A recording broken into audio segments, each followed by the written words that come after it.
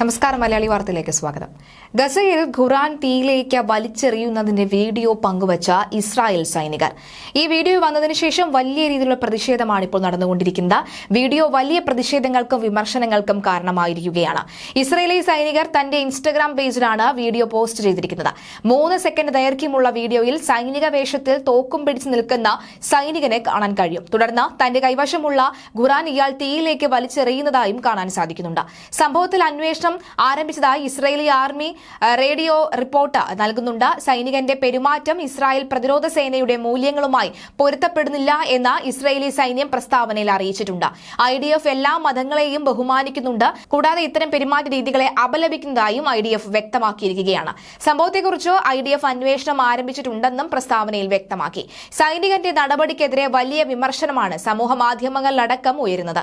അന്വേഷണം നടത്തി നടപടി സ്വീകരിക്കണമെന്ന് പലരും ആവശ്യപ്പെട്ടിട്ടുണ്ട്. ഇതാണ് ജനാധിപത്യ പാശ്ചാത്യ രാജ്യങ്ങളുടെ പിന്തുണയോടെ ഇസ്രായേൽ നടത്തുന്ന യുദ്ധത്തിലെ പെരുമാറ്റവും ധാർമ്മികതയും എന്നാണ് ഒരാൾ എക്സിൽ കുറിച്ചിരിക്കുന്നത്. എന്നാൽ ഇത് ഇസ്രായേലിന്റെ സൈനികൻ തന്നെയാണോ അതോ അതേ വേഷത്തിൽ വന്ന മറ്റാരെങ്കിലും ആണോ എന്നടക്കമുള്ള ചോദ്യങ്ങൾ ഉയരുന്നുണ്ട്. എന്തായാലും ഇസ്രായേലിലോ അതിൽ IDF ഉദ്യോഗസ്ഥരുടെ ഒരു പെരുമാറ്റ രീതി അത് ഇങ്ങനെയല്ല.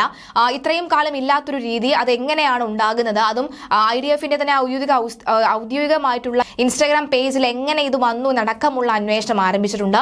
ഗസയിൽ ഇസ്രായേൽ സൈനികർ മുസ്ലിങ്ങളുടെ വിശുദ്ധ ഗ്രന്ഥമായ ഖുറാൻ കത്തിക്കുന്നത് വീഡിയോയിൽ കാണാം. വീഡിയോയുടെ ആധികാരികത ഇസ്രായേൽ അധിനിവേശ സൈന്യം സ്ഥിരീകരിച്ചിട്ടുണ്ട് എന്നാണ് മറ്റൊരു കാര്യം. എന്നാലും അതിൽ പരം അന്വേഷണങ്ങൾ ആരംഭിച്ചിട്ടുണ്ട്. മനുഷ്യത്വത്തോടുള്ള അധിനിവേശത്തിന് നഗ്നമായ ആദരവിന്റെ വിശ്വാസങ്ങളെ ആക്രമിക്കുന്നതിന്റെ ഉദാഹരണമാണെന്നാണ് ചില കുറ്റപ്പെടുത്തലുകൾ വരുന്നത്. ഗസയിലെ അക്ബ യൂണിവേഴ്സിറ്റിയിലെ ലൈബ്രറിക്ക് ഇസ്രായേലി സൈനികർ തീയിടുന്ന ചിത്രവും സമൂഹ മാധ്യമങ്ങളെ പ്രചരിക്കുന്നുണ്ട്. ഒക്ടോബർ 7 ശേഷം ഇസ്രായേൽ സൈന്യം വലിയ രീതിയിലുള്ള അതിക്രമങ്ങളാണ് ഗസയിൽ തുടരുന്നത്.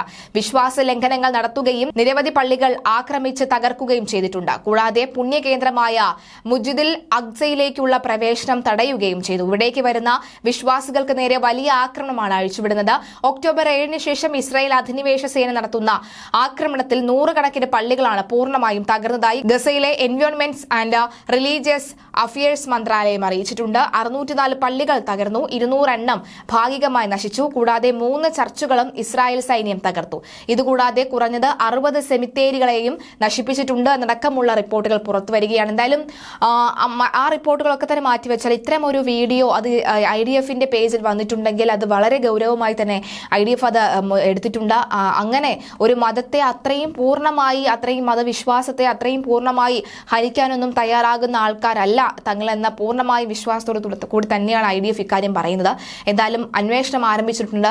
ആരാണ് അതിൽ പിന്നിൽ പ്രവർത്തിച്ചാലും കൃത്യമായ നടപടി സ്വീകരിക്കുമെന്ന് തന്നെയാണ് IDF ഏറ്റവും ഒടുവിലായി പറയുന്നത്.